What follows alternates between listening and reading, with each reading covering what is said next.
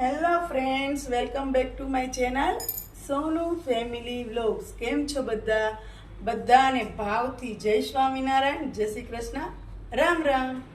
તો સારું, ચાલો બપોરના 12:30 નહીં પણ 1 વાગવા આવ્યો છે અને હું બનાવી રહી છું રસોઈ. તો કાલનું જે મને વાગ્યું હતું ને મને બહુ દુખે છે, બહુ એટલે બહુ.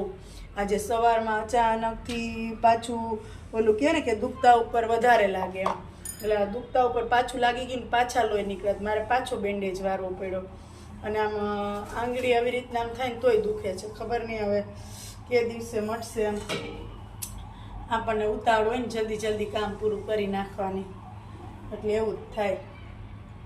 સારું, ચાલો. અમારે તો આજે રસોઈમાં ફરી ઢોસા છે. ટેન્ટન, કારણ કે ઢોસાનું ખીરું વધ્યું હતું એટલે મેં નક્કી જ કર્યું હતું કે બીજે દિવસે બપોરે મારે ને ઓમને ઢોસા ખાવા છે. એટલે પછી ફ્રીજમાં મૂકી દીધું હતું. તો મને એમ થયું કે ચાલો આજે ઓમભાઈ ને હું બે પાછા બપોરે ઢોસા ખાઈ લઈ, અને શ્રીફળની ચટણી પણ વધી છે તો એનો ઉપયોગ કરી નાખીએ. એન્ડ સાંજ માટે મસ્ત આઈટમ બનાવવાની છે. જો આ કેરીનો રસ કાઢવાનો છે. હવે નવી કેરી આવી ગઈ છે પણ મારે હજી સ્ટોરેજમાં પડી છે 2 કીટ જેટલી. અને આજે મહેમાન આવવાના છે અને મહેમાન માટે મારે રસ પૂરી બનાવવાના છે. તો મારી સ્ટોરેજ કરેલી હજી 2 કીટ પડી હતી તો મને એમ થયું ચાલો હવે એ પૂરી કરી નાખીએ. મહેમાન આવવાના છે, સ્પેશિયલ આટો દેવા તો નથી આવવાના. મારા ભાભી, એને આંખનું ઓપરેશન કરાવવાનું છે, મોતિયાનું. એટલે પછી મેં બહુ જીદ કરી કે તમારે અહીંયા ઓપરેશન કરીને સીધું આવી જ જવાનું છે અને હું એવું લાગશે ને તો રજા મૂકી દઈશ. તો કે ના કે કાલે અમે નીકળી જાઉં. તો આજ તો તમારે અમારી ઘરે જ આવવાનું છે ગમે એમ થાય.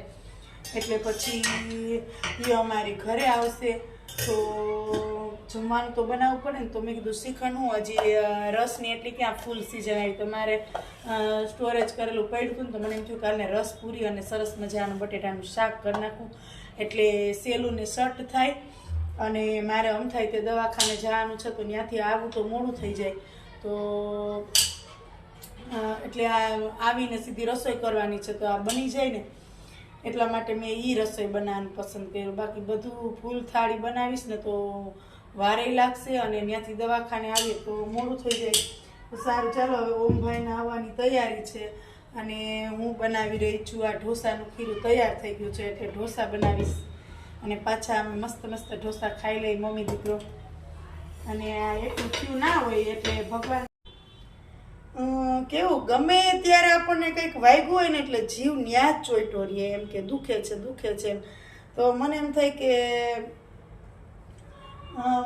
માણસો કપાઈ જતા હશે એક્સિડન્ટમાં અને હાથ ઉલરી જતો હશે ને પગ ઉલડી જતો હશે ને સાધનમાં આવીને એવા એક્સિડન્ટ થતા હશે. એને શું થતું હશે? આપણે ખાલી નાની અમથી ખમણી વાગી ગઈ છે અને થોડુંક ફળદું ઉખડી ગયું છે આંગળીમાં, તોય હું કાલની ગોગા વારું છું કે મને લાગ્યું આ કંઈ મટશે એમ.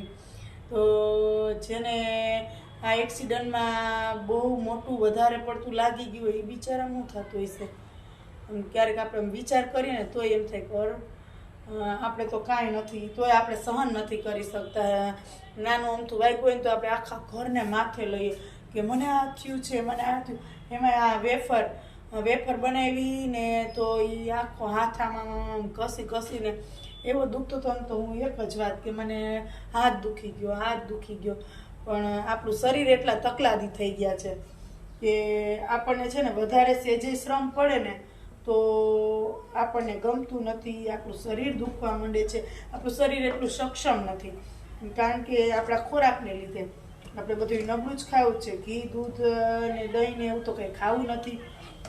સાચું ને?